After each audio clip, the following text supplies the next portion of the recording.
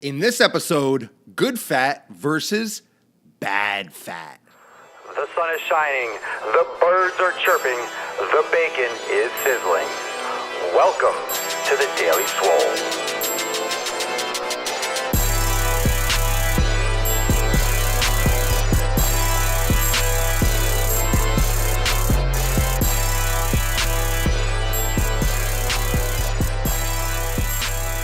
Welcome, everyone, to episode 230 of the Daily Mother Swole. Thanks for sharing, and thank you for joining me live on Facebook, watching on YouTube, and listening in on the podcast on SoundCloud and iTunes. So thank you for joining me. Thank you for promoting this broadcast. Thank you for doing so amazing with hitting that share button and letting your friends and family know that Papa Swolio is dropping fucking knowledge bombs every day at 12 noon Eastern time, because that's what's happening.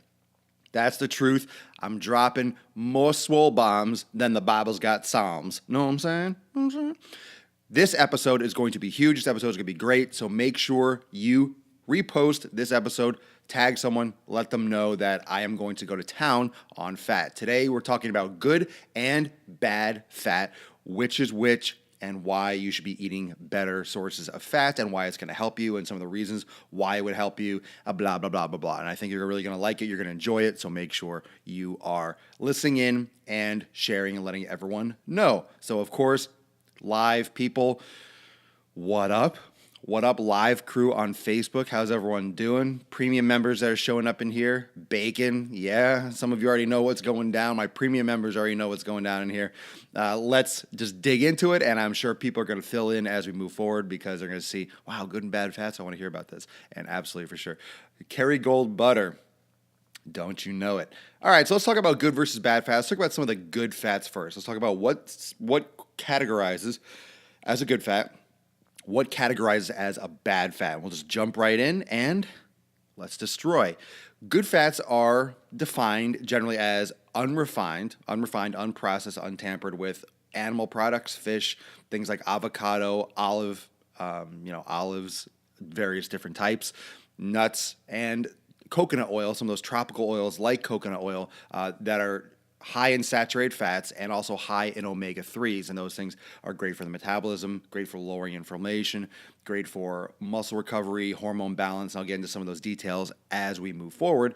The bad fats are vegetable fats such as soy, peanuts, corn, safflower and sunflower oils, and also canola. Those things are very highly processed, they're very refined, and they're high in omega-6. And omega-6s are generally oxidized during processing, and they're very reactive in the body. You will see a lot of safflower, you'll see a lot of corn in everything because the government subsidizes corn in the United States. So that's why corn is in everything. That's why high fructose corn syrup for a sugar is used largely. So a lot of these vegetable fats are used because they are genetically modified, because the government pays farmers to make these products, and it's pretty much just it's like how do I say it? It's almost like recycled. It's like, I don't want to say the products are actually recycled, but it's just amplified and watered down elements that are used to make products for a cheaper price. Really, it comes down to money. It comes down to the cost. It's less expensive for these other cheaper oils, these vegetable fats, to be used in food products, and they're not good for the body. It's really that simple. Unfortunately, it comes down to money. It comes down to this being dirt cheap and really inexpensive. Not to mention, it's produced for a decreased cost, and at the same time, they compound and make more money on the medical industry because we get sick. So it's cheaper for them to make, and they make more money on us being sick. And the food industry is very corrupt. It's very twisted. And for years, they're telling people that fat is bad, carbs, you should be eating more carbohydrates, fat is bad, when in fact, fat is not bad.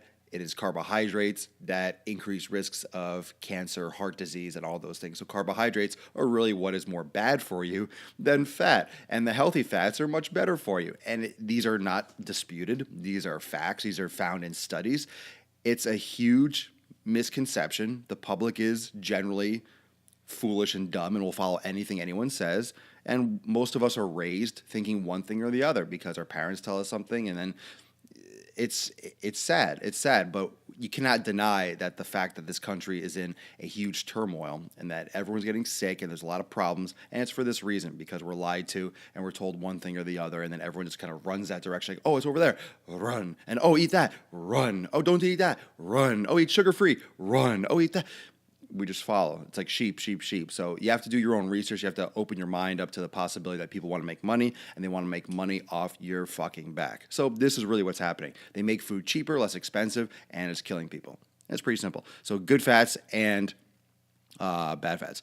Don't ask why food that's good for you is so expensive. Ask why bad food is so cheap.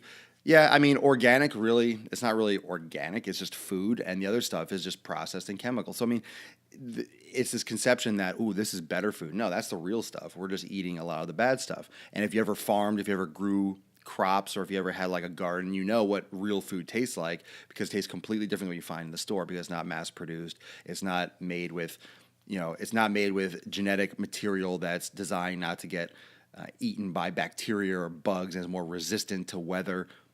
Food is modified. Food is modified in many cases so it can grow in large quantities, because you can't feed 400 million people on classic farming methods. You can't. So there are some advances with technology that has helped people, but basically, when you say, oh, eating meat is bad, well, that's not true. It's just eating, the grain-fed, mass-produced, chemically processed, artificially, cows that are fed shit and grain and, animals that are eating things that they shouldn't be eating, that they're stressed and their chemical profiles change, and we're eating so much of it. It's just a lot of different things that are going into people being unhealthy from eating certain foods, when genetically and evolutionary, it's not bad for you at a foundational level. It's bad for you maybe at a moral level, or also the way it's done, the way things are being put into our bodies. So it's just the way it is. So omega-6 bad, omega-3 good, and vegetable fats bad. Unrefined animal and natural sources like oils, coconut oils, nuts, things, much better. Let's look at some of the benefits, and you'll see and you'll understand a little bit more about why good fats are good for you and why carbohydrates should be more limited. And most people in society, and most of you, are eating dominantly carbohydrate-rich diets. Doesn't mean you can't have carbohydrates, but fats should play a much larger role, and you'll see much more benefits. So, let's just start down the line. One of them, increase in insulin sensitivity.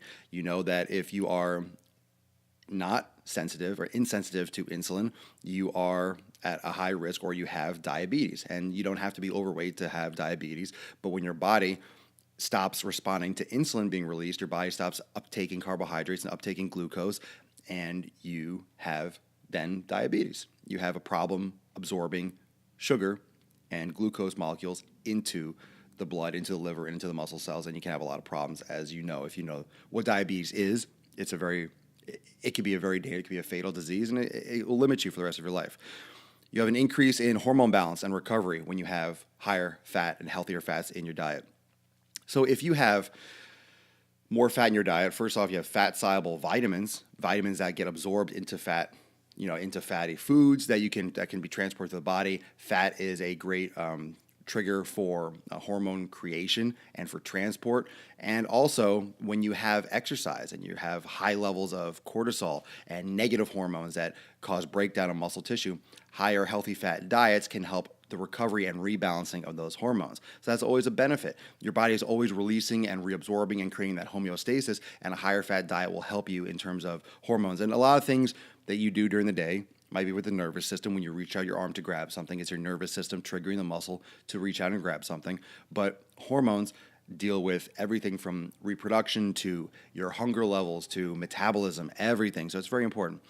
Increase in fat loss. When you increase your omega-3 intake and healthy fat, you actually increase your ability to lose fat and to shed body fat. You are what you eat, so if you're consuming more fat, your body becomes more efficient, more fat adapted in metabolizing fats, especially if they're healthy fats. Your body will metabolize those better, increase brain and mood function. That goes back with the hormone balance. That goes back with the omega-3s and the power of those nutrients. Increase in beneficial ratios of cholesterol. Carbs are the ones that increase the poor cholesterol, like the low density lipoproteins, LDL, HDL, or those heavier, actually higher density, those don't get stuck to the sides of the arterial walls as easily as the LDLs, the lower density. Those ones are a little like snowflakes that stick to the side and create that plaque inside the arteries that can cause and lead to heart disease and limit blood flow in the coronary arteries. So when you have a higher carbohydrate intake and you're eating more dominantly carbohydrates, your body is more likely to store triglycerides, which will lead to improper cholesterol profiles that can be negative to your heart. And that's just what they're finding in science and just what they see. If you're pounding a lot of breads, pastas, rice, sodas, it's not always just good carbohydrates, it's bad ones. It's just all really high with the carbs and low with the fat. Low-fat diets are not healthy for you. They're just not healthy for you.